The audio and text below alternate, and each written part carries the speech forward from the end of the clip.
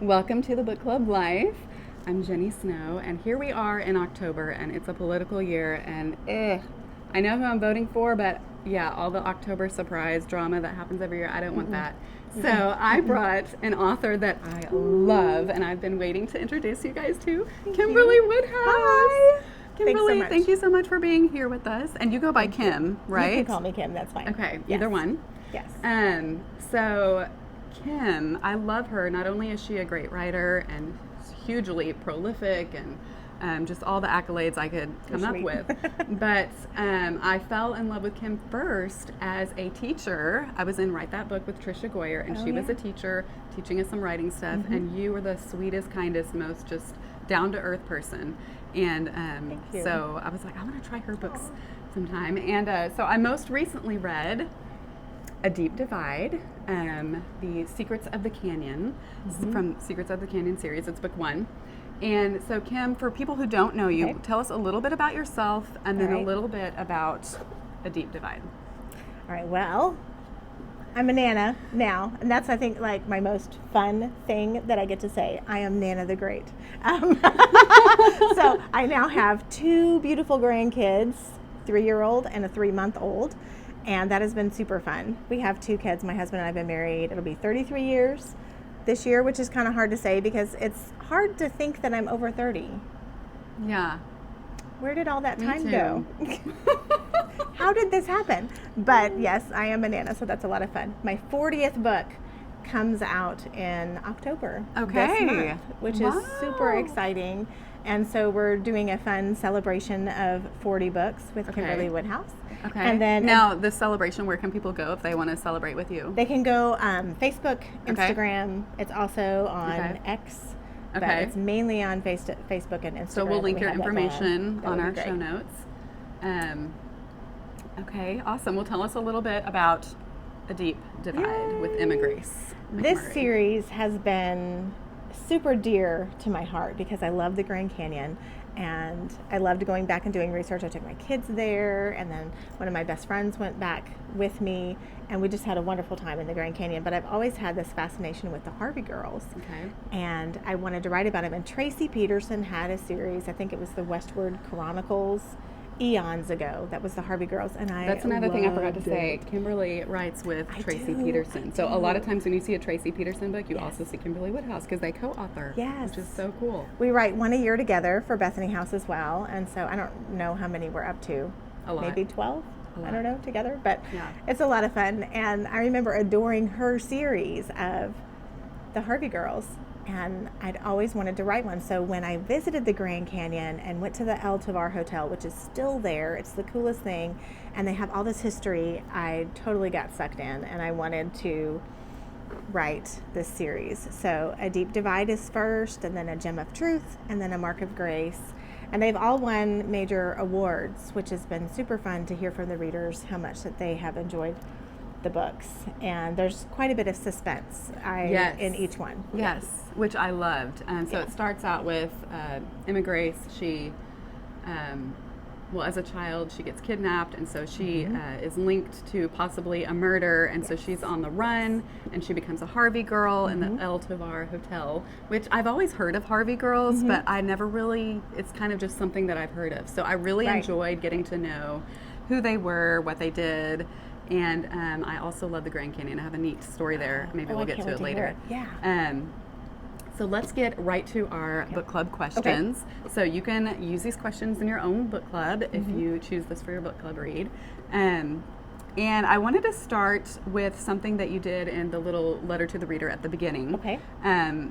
It said, "To the reader, my story that proves we never stop being parents, no matter how old we get, how old our children get, And I just thought that is so true.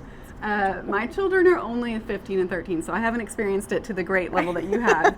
But yeah, it doesn't ever get easier. It's always hard and good. It's always like you just care so much about your kids. Yes, always. So I wanted to ask you about do you have any parenting advice that you can give us? The reason also is because actually, I don't know this. I think you might have come onto the social scene when you were on HGTV, unless were you already an author at that point? I was already writing at that point. You were writing, okay. I was writing, and I had some stuff out there, but most of it happened after Extreme Makeover. Okay. Yes. So yeah, she was on Extreme Makeover. When I found that out, I did go YouTube it and look it up. You can find it. It was so neat to watch you on there. So tell us a little bit about give us some parenting advice and and about why you were on HGTV. Okay. A little bit of the story of you and your daughter. Well, we homeschooled our kids all the way through because our daughter has a very rare nerve disorder. And so when she was diagnosed, finally, it took years, and it was a really hard thing as a parent because we want to fix things. And we just want, to find help for our child. And it was an extremely difficult time for me to understand that I couldn't have all the answers. The doctors weren't going to have all the answers, but God did. Yeah. He did. He's the great physician. He had all of the answers.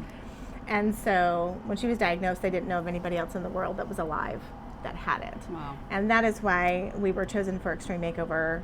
Thousands of people across the country had heard our story. They'd heard me speak, share. They'd been reading up on us. They were reading my blog, reading articles or whatever I'd put out there. And is that something you applied for and they picked you? No, we were nominated. Okay. So wow. I'd actually never seen the show. When the producers came and they're talking, well, what do you think of the show? And I was like, I don't know. I've never seen it, but I'll watch it. I promise I'll watch it. They were really, really great. But it was fun to have all these people. We were actually nominated by more people than anybody else in the history of the show. And we had no idea. Wow. There's people from churches, who'd heard our story and had heard me speak, or they read something and they were sending it in, or they'd read a newspaper article about Kayla, and people were sending it in, and we had no clue. I didn't even know the process. I had no idea, didn't know the show. I didn't know anything about it. So it was really cool how God did that. But the parenting story that started all this is what makes me laugh. So I have to share this. But I'm in the Grand Canyon doing research. And my 80-plus-year-old parents, I have them on FaceTime because they've never seen the Grand Canyon, so I'm trying to show them. And I'm at one of the viewpoints, and it's the Desert Watchtower, and it's pretty high up, and I'm on the phone, FaceTime with my parents, and my mom goes, "Don't fall in!" And the whole crowd around us just dying laughing. And it's true, a guy next to me, he said, you never grow out of being a parent. And that's what made me laugh, because when I leave my kids at home by themselves, my oldest is 15. He does not need me to say this.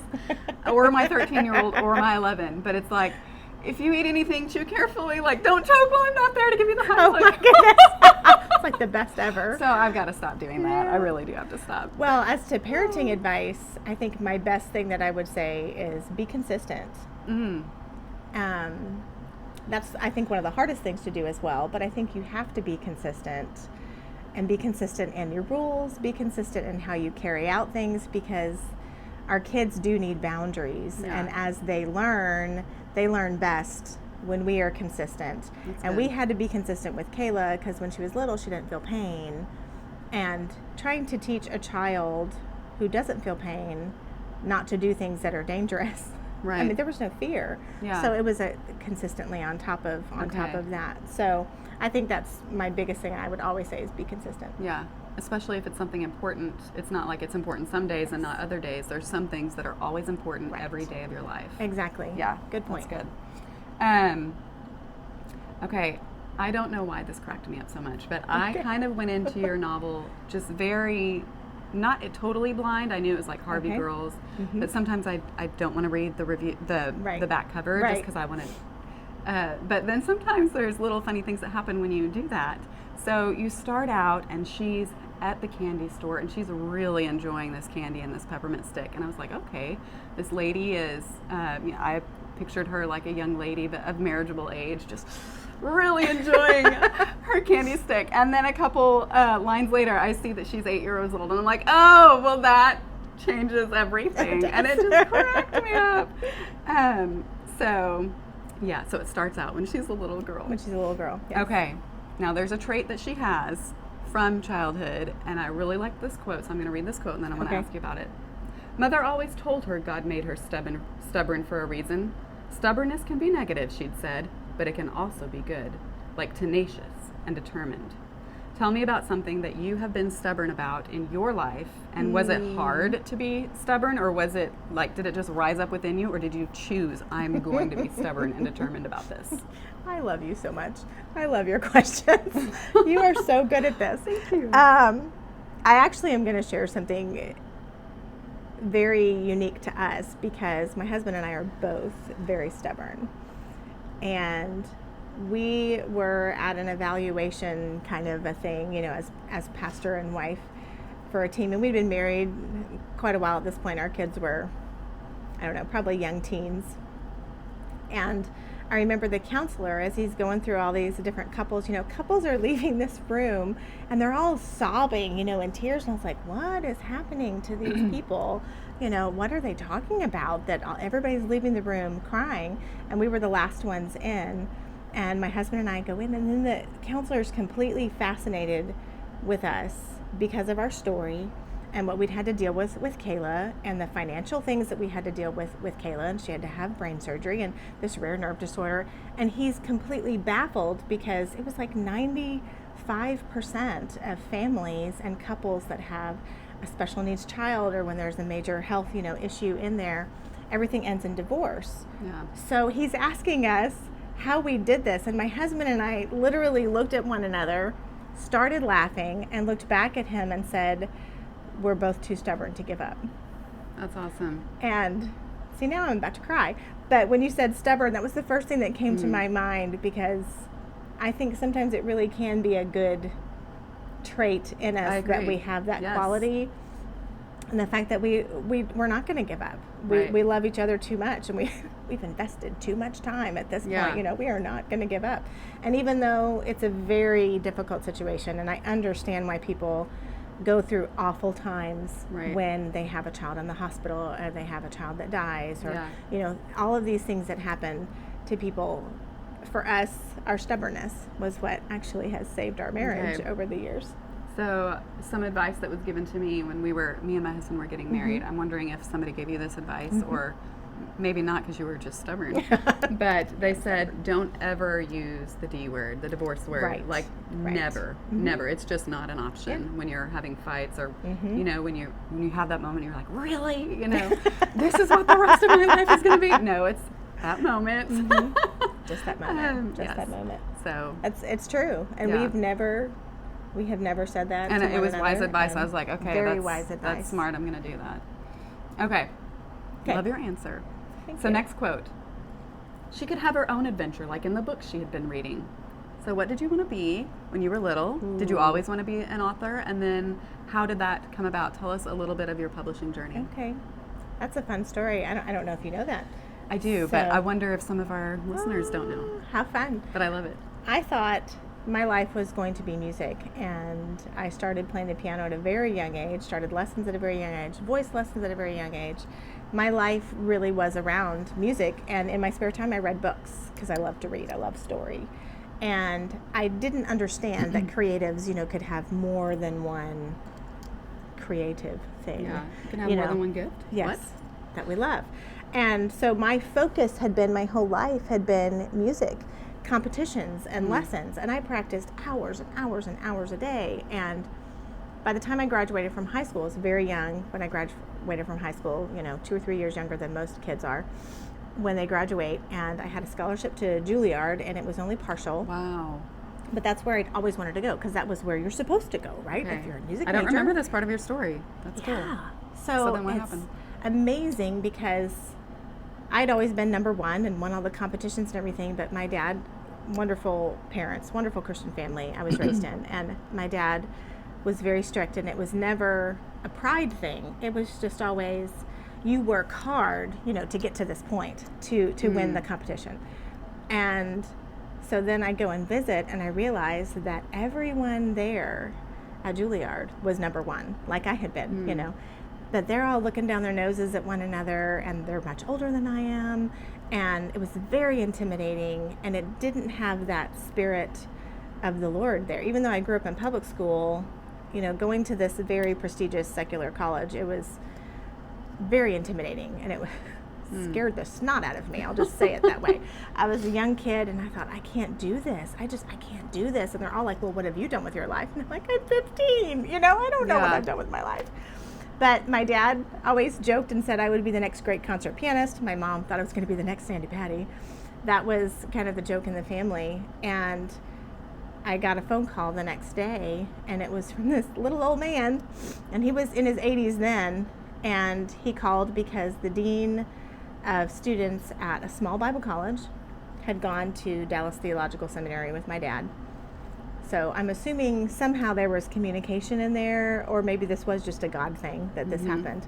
But Dr. Welts called me, and he said, I would really love for you to come study piano under me. Wow. Come to find out, this guy went to Juilliard. He taught at Juilliard. Wow. He'd been a concert pianist at Carnegie Hall. I mean, just a phenomenal pianist. And I did. I go to this small Bible college to study under him, and I met my husband the first day. So through all of that, it was funny because my English professor there told me one day, he goes, you are an amazing storyteller. I'm a little music major. It totally went over my head. I thought, oh, thank you. I was like, oh, that's great. I love to read. I love story. I didn't think anything of it until a few years later. We were married, had our first baby, and I still thought music was everything. This is what God's going to use. This is the gift that he's given me. This is what I went to college for. And I started writing in the middle of the night once when our son was a baby and he was very sick. And I was staying up with him, and I needed something to do with all the creative juices. So I just started hiding stories in a drawer and not telling anyone, because music people are weird. Did you know that? I knew you were weird. I just didn't know why. I am weird. She's we're being all honest, weird. yes. We're all weird. But music people, and my husband would always say that music people are so weird, and we are. So I wasn't going to tell him I'm writing stories too, because then I'd double the weirdness. Really be weird. But a friend of mine found him when we were actually moving to the mission field in Alaska, and she was supposed to be in the other room packing. I thought she was. She was supposed to be helping. She's supposed to be. And she's in there reading. She's reading this big ream of paper. And she comes in. I'm sitting on the floor packing a box, and she literally clobbered me over the head with this big, thick, heavy thing of paper. And then she threw it on the floor. And she told me I was hiding my light under a bushel, and I started crying. Wow. And she said, if you don't do something with this, I'm going to kill you. So I say, for the sake of your everybody life. needs a friend that threatens, to take your life if you don't do it. And that was how I started pursuing it, because she gave me a deadline. Did that book get published? No. Or was that like your starter learning book? There were like 3. Oh, that wasn't even your first. That was a series. That was 3 books. Oh. Yeah, I'm thinking about rewriting those and... because I still love the story, but I never even tried to put those out there. I just kept jumping onto the next idea. Okay. That is such a neat story. I love that. So I knew parts of it, but I didn't know the whole thing. Yeah. So do you have any advice? I know some writers watch the show. Yeah. Do you have any advice for aspiring authors? I would say to keep studying the craft and write. Just keep writing, because I learned the craft from reading books and then reading good story and constantly just kind of drenching myself in good story, and then focusing in on the craft, because I taught a class just the other day, and it was on writing, and somebody had asked the same thing, what is your advice? And it's, not everybody's born a storyteller, but if you really feel like the Lord has placed story on your heart, I believe you probably are a storyteller. Anybody can learn the craft. Right. Anybody. That part's the easy part. You can't learn how to be a storyteller. So keep studying the craft, keep writing, go to classes, write that book. Man, I loved that group. Such an amazing group. Find your people and just keep going at it. All right, that's good. Okay, here's another quote. Oh boy. So she's, someone is being taught how to be a Harvey girl, and it's the opening night of a really big new hotel. And she says, rely on your training. There's no more time to doubt yourself or to worry about it. It's time to serve. And I love that advice. Whenever I'm doing something that I'm about to be, that I'm nervous about, that's what it comes down to for me is, okay, don't think about how you look to them. Think about how you can go serve them. Get yourself off your mind. Right. So what situations make you nervous? Are there any that make you nervous? I don't know. I didn't share these questions with you ahead of time. Okay. Do you get nervous? And then what do you do? What's your go-to when you feel nervous or worried? I can't really say that I have nerves much. And it's probably because my parents were really good at, especially my dad, from the very beginning, making sure that I was playing the piano or singing or serving at the church from a very young age. And so I learned from, you kind of get over it. Right. When you do it, the more you do it. And that line, I think it's so funny that you pulled out that quote, because that line is so much, it has that double entendre. It's time to serve. They were serving, the Harvey girls, but our lives, I feel like it's our time to serve. And so if we could just get that perspective all the time rather than focusing on ourselves. And I am not saying you are selfish if you have nerves. Right, of course not. I'm not saying that. It's probably just because you're in a new situation or an important situation or just an unknown. Yes, but if you could take your focus and shift it and look at who can I serve while I'm here? Yeah. Who can I serve? And you never know who is going to be placed in your path. And so I often pray every day, because a lot of times as an introvert too, I can get very much like this, and I'm not paying attention to the people that might be in my path and that, God might be putting there. And I did it really bad when my kids were little, especially when you have to have your focus on your kids and taking care of them. And Kayla always had to be in a controlled environment and had to make sure she's not hurting herself or hurting someone else. And those blinders can be really bad, because we often have to step out of our own boxes and focus on someone else and say, okay, why has God put this person in my path today? So I love that line. It's time to serve. I try to think about that all the time. I love that. Okay, I'm going to ask you another question, but first I just thought of something. So Kimberly told me that she wants to give away the entire series. Yes. Can you believe that? Oh my gosh. So thank you. Sure. If you would like to enter the giveaway, go to jennysnow.net/Woodhouse, and that's where you can enter it. So basically, it'll be there. Okay. And then I am going to do another giveaway. So on the next newsletter that I send out, I'm going to give away one of your books. So make sure you're signed up at jennysnow.net. Yes. Well, thank you. Okay. So Emma, our main character, is a Harvey girl at the El Tovar Grand Canyon Hotel, and it sounded so cool. Does this place still exist? And can you eat there? Because and did you go there for research? Because the food was so good. I was so hungry. Like, I was just so hungry reading this book. I want to go there and try all the dishes. It is. And there. the food is amazing. Okay. It is still legendary. Wow. So that place where they sit a lot, because the main guy interest has a seat, and of course she is his waitress. Yes. And he has the best view in the place, so you can actually go. You can actually go, and you can sit in windows that overlook the Grand Canyon. That's just right outside. Wow.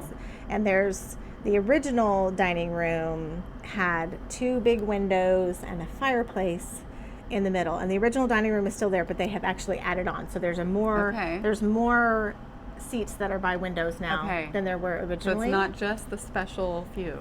It's not just that. I know, because although it's probably pricey to go there. But if you're at the Grand Canyon, go. You don't have to stay there, although it's legendary to stay at the hotel. Okay. It's an amazing experience. If you go, take the book and get a selfie and tag Tim. I've had more people who have said, I want to go to the Grand Canyon just to eat there. And I'm like, well, I guess I did my job, putting it in the book. But they have their legendary beef stroganoff. That's what I was thinking of. They've had it for a long time. Do you have a good beef stroganoff recipe that you like? I do, and I will share it. You'll share it? Okay. I will. I'll share it. You share it to me. I'll put it in the next newsletter. That'd be great. Okay. I'm getting so hungry now. Okay. So, and I want to mention one thing. I apologize I forgot to turn the air conditioner off. We're here at the American Christian Fiction Writers Conference in my suite. I'm staying with Kate Angelo, who so graciously had me. And I forgot to turn the AC off. So if you can hear it in the background, sorry about that. Real life. Okay. Here's another quote. Okay, I'm ready. Time to walk away, though he hated the thought. Have you ever had to walk away from something that you didn't want to? Are you now glad? And did the thing you wanted ever happen later? And are you glad? Yes. Yes, I am. No, it's very true, that line, time to walk away. And it happened to me right before Extreme Makeover. And it was right before our daughter had brain surgery, and a lot of things were happening. And I had to step back from my writing because I had heard that still small voice that right now I needed to walk away from this. I needed to step away. I had publishers that were talking to me about series and contracts and things, and I needed to step back. And I'm so thankful because we found out like 2 weeks later that Kayla had to have brain surgery. And I was like, wow, you know, thank you, Lord. I would not have made it through that. My focus had to be in one specific place for a while. And I'm very thankful for that time because we had no idea what God was about to do. We had no clue what was about to happen and how the world would explode and how we were on national TV, like all over the place, and you know, and all these different shows and all these different things, and we're pulled in so many different directions. And I love how God used his story, because he has used our daughter's story to reach hundreds of millions of people. And like Extreme Makeover, it's funny, it's now streaming on Netflix and Hulu, and people tell me different ones all the time that they've seen it on, and they still think my kids are 10 and 12, you know, from when we were on the show. But God is still using that story in a very cool way, and if it drives people to my website, then they can find other story, and they can find more story of his faithfulness and what he's done in our lives. That's amazing. Yeah. That's amazing. I thought I would have been farther along in my writing journey by now, because I've been at it for a while, but I've made so much progress. I mean, God's always like, hey, don't look ahead, look at what we've done so far, and be thankful and be glad about it. But that place of peace is just trusting God. Okay, God, because there's times where I can't write, and even a friend was like, you should not be even trying to write right now. You got to be there for your family, or this or that. And so I love how we can just trust the Lord. Our worth is not in what we produce. Our worth is just in being his daughter. Yes. And our joy comes, I think, from just saying yes to him, whatever it is that he's asking us to do, whether it be writing or being on a show or music or being just a mom with your kids, your family. Whatever it is. And that sometimes God pulls away things and it's for our good, and then sometimes he brings them back, and we can just trust him with that. So I love that. Okay.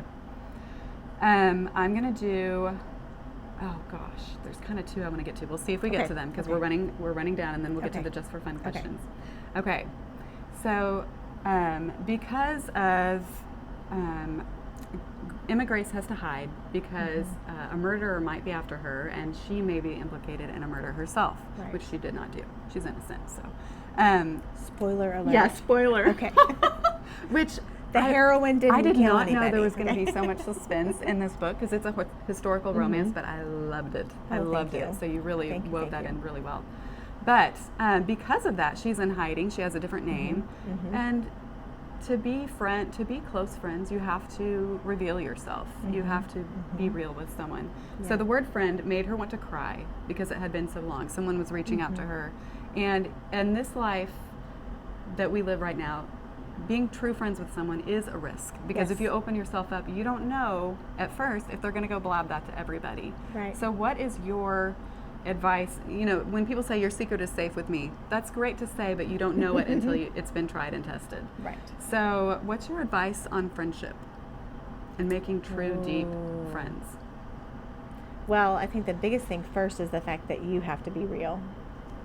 And if you are expecting the other person to be real, you have to be completely real. So my phrase, and it might be because I'm getting old now, since I'm over 50, I know, but I like to say that I don't have time for fluffy bunny relationships anymore. I don't want to just know Jenny Snow. I want to know her. I want to know her heart.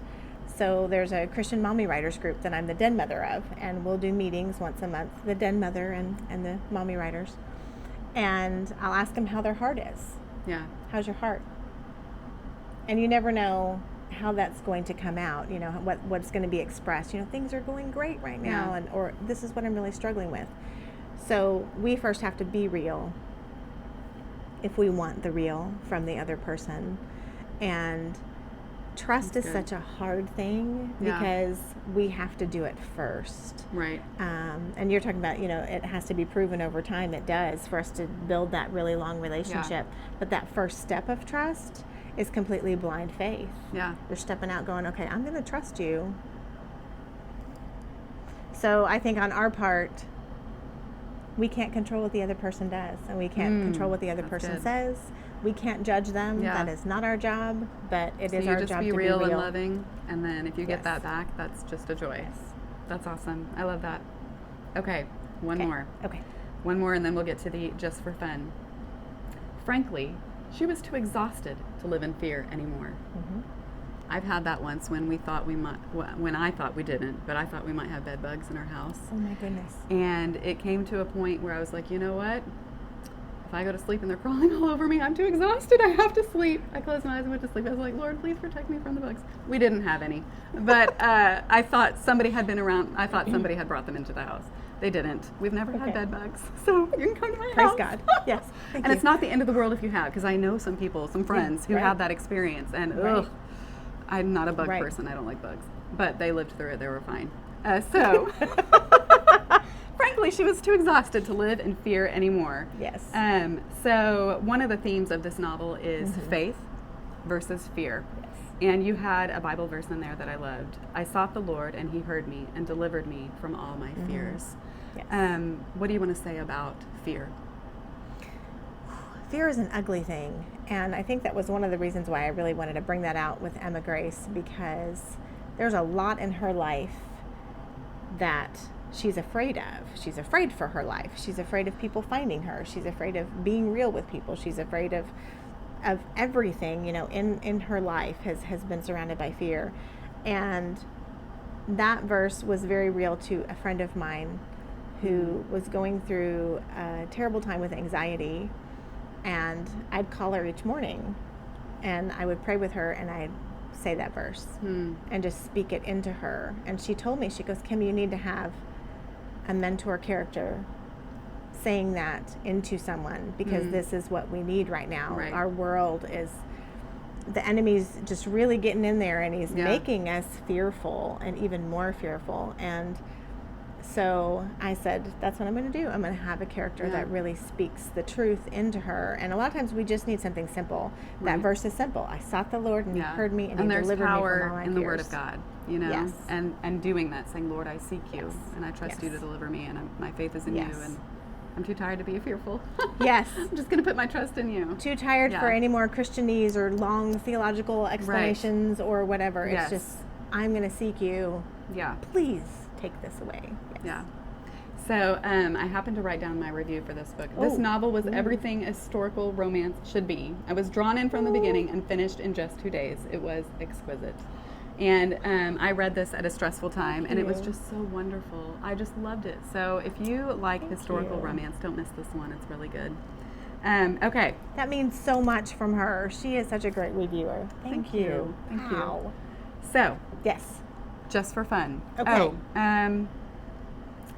Yes, just for fun. And then I want to I want to ask you, if you're enjoying this podcast or YouTube, would you give us a thumbs up on YouTube? And would you leave an honest review on whatever podcast app you are listening to? I really appreciate it.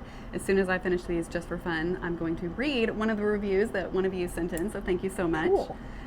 What is your favorite show or movie? That is really funny, because the writing on one TV show, and it can be kind of crude. Okay. So I skip those episodes. I watch things on a clear play. I don't know if you know what that is, but it takes out language and all this kind of stuff. Yes. But the writing on The Big Bang Theory, Okay.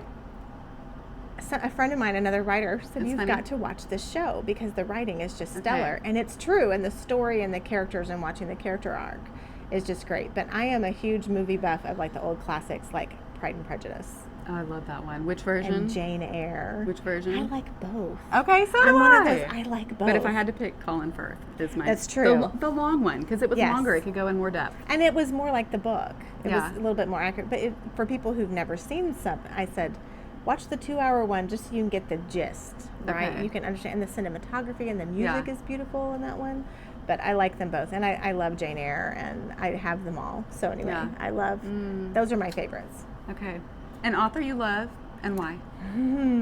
There's so many I know. that I really, really Who's love. your favorite? Just kidding. I know you can't pick one, but just tell us one. That's a really tough one. But an author that I love, I would have to say I love Tracy Peterson, because she was my favorite author in the 90s, and I wrote her a fan letter and she wrote me back. That's awesome. And we became dear friends. And y'all know that I write with her now Yeah. and everything. We've been close friends for almost 3 decades now, and I think I love her so much, love her book so much, because I love her. I love Yeah. her heart so much. But I could list like a bazillion: Jocelyn Green Yes. and Karen Whittemire and Yes. Colleen Coble, and Yes. I could just keep spitting them out. Yes. I'm- You named really good I'm- ones. I'm a Some of them have been fangirl. on the show, and some of them are going to be on Ooh. later this season. I'm a huge fan. Huge fan. Okay. Yes. Tell us an embarrassing moment. I saw the glint in your eye before you even asked the question. That was great. This might be TMI. Okay. But I'm at the age now where it really doesn't matter as much anymore. My most embarrassing moment was the fact that my mother used to tell everybody Oh, no. when I was young, because it's a true story. So that's okay. Are you ready for this? Yes. When I knew that I needed a savior, right? When I was convicted and knew that I needed Jesus as my savior, I was almost 4 years old. It was after church, and I was in the bathroom. Okay. So my mom used to tell everybody, which I hated. You I got didn't saved tell. in the bathroom? I got saved on the toilet. On the toilet. And I was like, Mom, you can't tell Don't people say that. They're all picturing me Stop going telling to ya. the bathroom. So then for like 2 decades, I didn't tell any, people would ask the story and I would just kind of leave that little part of it out. But then Yeah. you do get to a certain point where you're like, you know what? I was almost 4. And see, now that I have Yeah, a 3-year-old 24 doesn't matter. grandson, Yeah. so with the grandson as he's potty training, I'm thinking, oh, this is hilarious, because Hey, you got time to think about important matters. yeah, and I was in there, obviously thinking about what I'd been told in church and Sunday school, and I was like, man, I need Jesus. I mean, I just remember Yeah. feeling, I have to do this Yes. now. And Yes. Mom and Dad. So they come into the bathroom. Yes, I was on the toilet. Okay. Well, that is hilarious. That's hilarious. And you were 4, so it's fine. I was 4. So That's I okay. was around that age, probably 6, because I was in kindergarten or pre-K, I don't remember. So one of my embarrassing moments, I had tights that day. It must have been the first day of school, and my mom thought I should wear a dress with tights. And under those tights were ruffle bottom underwear. And the lady couldn't, somehow or another, I don't remember how it happened, but my skirt fell down and the whole class saw me in my tights with my ruffle underwear, like the bushy, oh, it was the worst. Underneath it was the that. worst. But I was very little, so I don't know any of those people The anymore. things that happens, when we're little kids, we're like, wow. I wasn't embarrassed when it happened when I was little, but Yeah. Especially as a I was teenager embarrassed when your right then and there. mother's Yeah. telling First day of everybody. school. Maybe it wasn't the first day of school. It was the worst. So Ruffle underwear. will you go ahead and unlock that? And thank you so much for watching and for leaving a review. I'm going to read one of them here, just a second. Okay. What did it do? I texted it to Kim because I'm using her thing. Okay, here we go. Okay. So this is from Canyon Man 1. Oh, how perfect! Oh, Secrets how of the fun. Canyon. All right. Jenny is a joy and a blessing to me. I was so excited to find out that she was considering a podcast show. So this must be someone who used to watch just the YouTube, but now it's available on both, so you can find it either way. Cool. I've loved her YouTube author interviews, and now I am excited to enjoy her here too. Thank you, Jenny. Well, thank you, Canyon Man 1, for leaving the review. That's great. And thank you guys for watching and listening. And thank you, Kim, Thanks so for your much. amazing giveaway. So don't forget to enter. Yes. I'll put a link in the show notes and on Facebook and Instagram. And you can also just find it by going to jennysnow.net/Woodhouse. All right. Thank Everyone, you.